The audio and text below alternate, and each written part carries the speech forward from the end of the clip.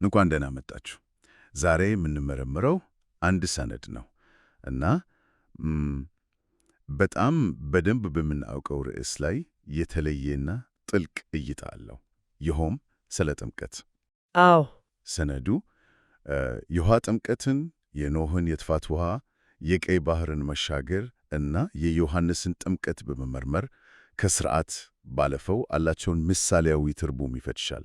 በጣም የሚገርመው ነገር ሰነዱ ጥምቀትን ተጠቅሞ በስነ መለኮት ውስጥ ካሉት ትልልቅ ጥያቄዎች አንዱ መመለሱ ነው። እሱም ምንድን ነው? ያው የእግዚአብሔር ጸጋ የት ጋር አልቆ የሰው ልጅ ኃላፊነት የት ይጀምራል የሚለው። ሰነዱ እንደሚለው መልሱ ውሃ ውስጥ ተደብቋል። እነዚህን አካላዊ የውሃ ድርጊቶች ከኃጢአት መንጻት፣ ከዳግም ልደት እና ከእምነት ማረጋገጫ ጋር እንዴት እንደሚያቆራኛቸው ስንመለከት በጣም አስደናቂ ነው። እሺ፣ እንግዲያው ይህን ጉዳይ እንግለገው። ሰነዱ የሚጀምረው የውሃ ጥምቀት ከቃል ጥምቀት ጋር ይመሳሰላል በሚለው ሐሳብ ነው። ይህንን ለማስረዳት ደግሞ በብሉይ ኪዳን ካህናት ይጠቀሙበት ከነበረው የናስ ሰን ጋር ያነጻጽራለሁ። እስቲ ስለዚህ ነገር እንገረኝ። የዚህ ድርጊት ፋይዳው ምን ነበር? የጽሑፉ ዋና መከራከሪያ ነጥብ እዚህ ላይ ነው የሚጀምረው። በዘጸአት 30 ላይ እንደምናየው ካህናቱ እጃቸውንና እግራቸውን በሰኑ ውስጥ ባለው ውሃ ካላጠቡ ይሞቱ ነበር። የሕይወትና የሞት ጉዳይ ነበር ማለት ነው። ትክክል። እና ሰነዱ በሰኑ ውስጥ ያለውን ውሃ የእግዚአብሔርን ቃል እንደሚወክል ይተረጎመዋል። ስለዚህ የመታጠብ ድርጊት ያው በቃሉ አማካኝነት ከኃጢአት መንጻትን ያመለከታል። ግን ይሄ ትንሽ ግራ የሚያጋባ አይደለም? እንዴት? አማኞች በመስቀሉ ደም ታጥበዋል ከተባለ ሁሉንም ነገር ካላጸዳ ለምን ሁለተኛ ደረጃ እግርን መታጠብ ያስፈልጋል? የመጀመሪያው በቂ አይደለም ወይ? ሰነዱ ይሄንን እንዴት ነው የሚያብራራው? በጣም ጥሩ ጥያቄ ነው። ጽሑፉ ይሄንን ለማስረዳት ኢየሱስ በዮሐንስ 13 ላይ የደቀ መዛሙርቱን እግር ያጠበበትን ታሪክ ይጠቅሳል። አዎ፣ ጴጥሮስ እምቢ ብሎ ነበረበት። ልክ ነው። ጴጥሮስ ጌታ ሆይ እግሬን ብቻ ሳይሆን እጄንና ራሴንም እጠብ ሲለው ኢየሱስ የመለሰለት መልስ ወሳኝ ነው። የታጠበ ሰው እግሩን ከመታጠብ በቀር ሌላ አያስፈልገውም፣ ሰውነቱ በሙሉ ንጹሕ ነውና ይላል። እሺ፣ ሰነዱ ይህንን ሲተነትን መታጠብ የሚለው የመጀመሪያውን ድህነት ማለት በመስቀሉ ደም የሚገኘውን ይቅርታ ያመለክታል ይላል። ገብቶኛል። እግርን መታጠብ ግን ቀጣይነት ያለውን የዕለት ተዕለት የመንጻት ሂደትን ያመለክታል። ያው በዓለም ውስጥ ስንመላለስ እግሮቻችን እንደሚቆሽሹት ሁሉ የዕለት ተዕለት ድርጊቶቻችንም በእግዚአብሔር ቃል ሁልጊዜ መንጻት አለባቸው። ስለዚህ የሁለት ክፍል ሂደት ነው እያልን ያለ ነው። አንዱ ለመዳን፣ ሌላኛው ደግሞ የቀደሰ ሕይወት ለመኖር። ልክ ብለሃል። ጽሑፉ አንድ ሰው በመስቀሉ ደም ቢታተብም ድርጊቶቹን በቃሉ ማጠብ አለበት የሚለው ለዚህ ነው ማለት ነው። በትክክል። ይህ ደግሞ በቀጥታ በሰነዱ ውስጥ ወደሚገኘው ትልቁ ነጥብ ይመራናል። እሱም የእምነትና የተግባር ጉዳይ። አዎ፣ እውነተኛ እምነት ከቃሉና ከመንፈስ ሲወለድ ይግድ ወደ መታዘዝ ይመራል በማለት ይከራከራል። ተግባር የእምነት ማረጋገጫ እንጂ የድህነት ምንጭ አይደለም። እሺ፣ ታዛዥነት የሌለው የእምነት ጥያቄ እንደ ሐሰተኛ እምነት ይቆጠራል። ይህም በመጨረሻው ፍርድ ጊዜ ከኩነኔ አያድንም ይላል። ዋው! የበጣም ትልቅ ሐሳብ ነው።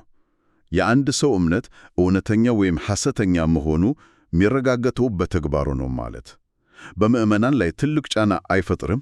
ሊመስል ይችላል። ይህንን ምክትሎ ስለ ታላቁ ነጭ ዙፋን ፍርድ ያነሳል።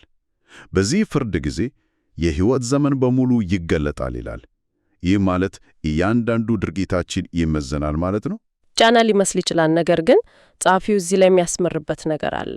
ምንድን ነው? የፍርድ እግዚአብሔር ለማወቅ የሚደረግ አይደለም። እርሱ ሁሉን አስቀድሞ ያውቃል። እሺ፣ ይልቁንም ፍርዱ ለመላው ፍጥረት ግልጽነትን ለማምጣት ነው።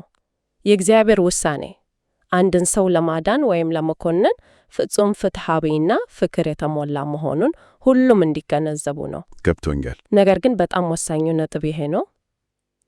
ጻድቅ የሆኑ ድርጊቶች ወይም ፍሬ የምንላቸው ነገሮች በሰው ጥረት የሚመጡ አይደሉም። ይልቁንም በእግዚአብሔር ጸጋ የሚቻሉ የመንፈስ ቅዱስ ፍሬዎች ናቸው። እሺ፣ ነገር ግን ብዙ ሰዎች በሥራ የሚመጣ ፍርድ የሚለውን ሲሰሙ ይህ በጸጋ ከመዳን ጋር ይጋጫል ብሎ ያስቡ ይሆናል። ሰነዱ ይህንን ቅራኔ እንዴት ነው የሚፈታው? ሰነዱ ይህንን ውጥረት በቀጥታ ይጋፈጠዋል። ድህነት ሙሉ በሙሉ የጸጋ ስጦታ እንደሆነ ያረጋግጣል። ማንም በሥራው ሊድን አይችልም። በፍጹም። ሆኖም አንድ ሰው ይህንን የጸጋ ስጦታ ከተቀበለ በኋላ መንፈስ ቅዱስ በሕይወት ውስጥ መስራት ይጀምራል እና ያ መንፈስ ፍሬ ያፈራ። ልክ ነው። ስለዚህ የመጨረሻው ፍርድ በተግባር ላይ የተመሰረተው ስራችን ስላዳነን አይደለም።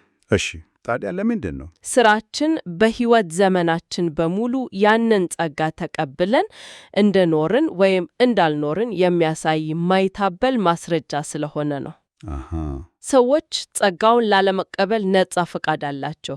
ያ ውሳኔ ደግሞ ፍሬ አልባ ሕይወትን እና ኩነኔን ያስከትላል። ስለዚህ ተግባር የእምነት መለኪያ እንጂ የድህነት ዋጋ አይደለም። እንግዲህ የእምነትና የተግባር ጉዳይ ወደ መጨረሻው የግለሰብ ፍርድ ያመራናል። የሚገርመው ደግሞ ሰነዱ ቀጥሎ የሚያነሳው የጥምቀት አይነት የኖህ የጥፋት ውሃ ልክ እንደ ግለሰብ ሳይሆን ለመላው ዓለም የመጣን ፍርድና መዳን ነው የሚያሳየው። እንዴት ነው ይህ አስፈሪ ታሪክ ከጥምቀት ጋር የተገናኘው? በጣም በሚያስደንቅ ምሳሌያዊ መንገድ ነው። እስቲ አብራሪልን። የጥፋት ውሃ ዓለምን በሙሉ ያጠፋ ፍርድ ነበር። ነገር ግን ለኖህና ለቤተሰቡ የመዳን መንገድም ነበር። አዎ፣ ሰነዱ እንደሚለው መርከቧ ከሞት የተነሳውን ክርስቶስን ትወክላለች። ውሃው የፍርድ ምልክት ነው። እሺ። እና በመርከቧ ውስጥ የነበሩት ከፍርድ ውሃዎች እንደዳኑ ሁሉ በክርስቶስ ያሉትም ከመጨረሻው ፍርድ ሰነዱ ሰባቱ መቅሰፍቶች ብሎ ከሚጠራው ይድናሉ። ስለዚህ ውሃው በራሱ ሁለት ገጽታ አለው ማለት ነው። በትክክል። ለዓለም የጥፋት ምክንያት ሲሆን ለመርከቧ ደግሞ ከፍ ከፍ የምትልበትና የምትድንበት መንገድ ነበር። ይህ በጣም ጠንካራ ምስል ነው። እውነት ነው። እዚህ ላይ ጽሑፉ አንድ አስደናቂ ንጽጽር ያደርጋል። መርከቧ በውሃው ላይ ከፍ ብላ መነሳቷ በራእይ መጽሐፍ ላይ ሰማያታት አዲስ ሰማይና አዲስ ምድር ከመፈጠሩ በፊት ወደ ብርሌ ባህር ከመነጠቃቸው ጋር ይመሳሰላል ይላል። በሁለቱም ሁኔታዎች ከፍ ብላ መነሳትና መዳን የሚል ሐሳብ እናያለን። ከዓለም አቀፍ ፍርድ ሰነዱ ወደ ብሔራዊ የመዳን ታሪክ ይሸጋገራል። የቀይ ባህርን መሻገር ሐዋርያው ጳውሎስ አንደኛ ቆሮንቶስ ላይ አባቶቻችን ሁሉም በባህር መካከል ተጠመቁ በማለት ይህንን ከጥምቀት ጋር ያገናኘዋል። ሰነዱ ይህን እንዴት ነው የሚተነትነው? አዎ፣ የቀይ ባህር ጥምቀት ይለዋል። እዚህ ላይ ሰነዱ በጣም አስደናቂ የሆነ ንጽጽር ያደርጋል። እሺ፣ በቀይ ባህርና በራእይ መጽሐፍ ውስጥ በሚገኘው የብርሌ ባህር መካከል ያለውን ግንኙነት ያሳያል። የብርሌ ባህር? አዎ፣ በራእይ መጽሐፍ መከራን አልፈው ድል የተቀዳጁ ቅዱሳን የሚቆሙበትን ስፍራ ያመለክታል። ስለዚህ ሰነዱ ሁለቱንም እንደ የድል ስፍራዎች ያያቸዋል። ይህንን ትንሽ ብታብራሪልን። በምን መልኩ ነው የድል ስፍራዎች የሆኑት? እስራኤላውያን ከኋላቸው የፈርዖን ሰራዊት ያሳድዳቸው፣ ከፊታቸው ደግሞ ሊያልፉት የማይችሉት ባህር ነበር። ልክ ነው። ነገር ግን በእግዚአብሔር ተአምር ባህሩን ተሻገሮ ዳኑ። ጠላቶቻቸው ግን በውሃው ጠፉ። ይህም ታላቅ ድል ነበር። እውነት ነው። በተመሳሳይ በራእይ መጽሐፍ ላይ ሰማዕታት አውሬውና ምስሉን ድል ከነሱ በኋላ በብርሌ ባህር ላይ ቆመው ይታያሉ። ንጽጽሩ እየገባኝ ነው። ሰነዱ የበለጠ ያጠናክረዋል። እስራኤላውያን በቀይ ባህር በኩል በሙሴ መሪነት ተሻገሩ። ሰማዕታት ደግሞ በበጉ ማለትም በኢየሱስ መሪነት የብርሌን ባህር ይሻገራሉ። ከሁሉም በላይ የሚያስደንቀው ሁለቱም ቡድኖች ድል ከተቀዳጁ በኋላ የድል መዝሙር ይዘምራሉ። የሙሴ መዝሙርና የበጉ መዝሙር በውሃ ፈተና በኩል የሚገኝ የማዳን ምሳሌ ነው ማለት ነው፣ ወደ አዲስ ጅምር የሚመራ። በትክክል። እሺ፣ እንግዲህ ጥምቀትን እንደ ግላዊ መንጻት፣ እንደ ዓለም አቀፍ ፍርድ እና እንደ ብሔራዊ መዳን አይተናል። አሁን ሰነዱ ወደ አንድ ግለሰብ ታሪክ ይመራናል፣ ወደ መጥምቁ ዮሐንስ። የእርሱን ጥምቀት እንደ የንስሐ ጥምቀት ይገልጸዋል። ከሌሎቹ በምን ይለያል? የዮሐንስ ሚና ልዩ ነበር። እርሱ ሰዎችን ለኢየሱስ መምጣት እያዘጋጀ ነበር። መንገድ ጠራጊ ነበር። አዎ፣ የእርሱ የውሃ ጥምቀት ሰዎች ከኃጢአታቸው እንደተመለሱ የሚያሳይ ውጫዊ ምልክት ነበር። ዮሐንስ የብሉይ ኪዳን መጨረሻው ነቢይና የአዲስ ኪዳን መባቻ ድምፅ ነበር።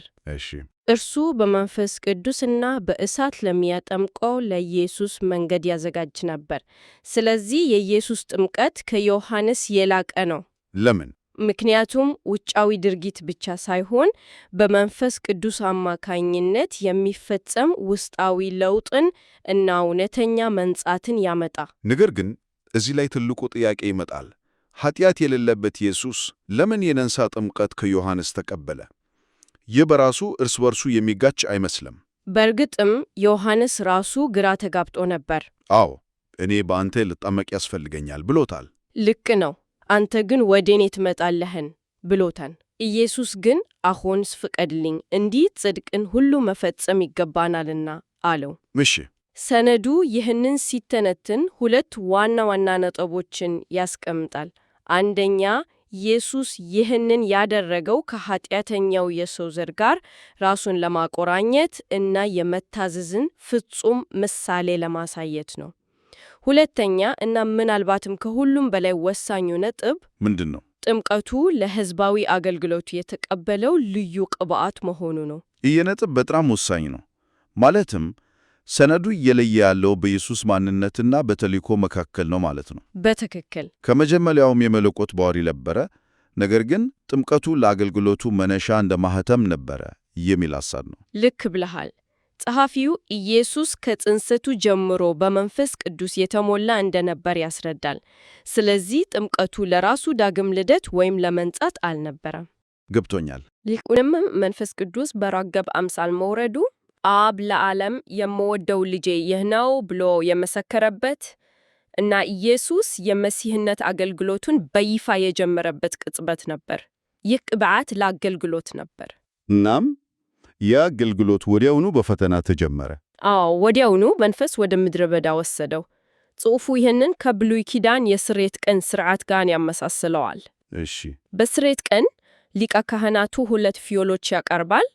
አንዱ ለእግዚአብሔር መሥዋዕት ሲሆን ሌላኛው ለአዛዜል ተብሎ የሕዝቡን ኃጢአት ተጭኖ ወደ ምድረ በዳ ይሰደዳል። ሰነዱ እንደሚለው ኢየሱስ በምድረ በዳ ሰይጣንን ያው አዛዜልን ድል በማድረግ የሰይጣንን ዋና ክስ ውድቅ አድርጓል። የሰይጣን ዋና ክስ ምንድን ነበር? የሰይጣን ዋነኛ ክስ የእግዚአብሔር ሕግ ለፍጡራን ለመጠበቅ የማይቻል ነው፣ ስለዚህ ኢፍትሐዊ ነው የሚል ነበር። ኢየሱስ ግን እንደ ሰው ሆኖ በመንፈስ ቅዱስ ኃይል ተመርቶ ሰይጣንን ድል በማድረግ የእግዚአብሔር ትእዛዛት ሊጠበቁ እንደሚችሉ አረጋግጧል። ይህ ትልቅ ነገር ነው። በጣም ይህ ድል ነው አማኞችም ኃጢአትን ድል ነስተው በመንፈስ ቅዱስ ኃይል በመታዘዝ እንዲኖሩም ያስችላቸው።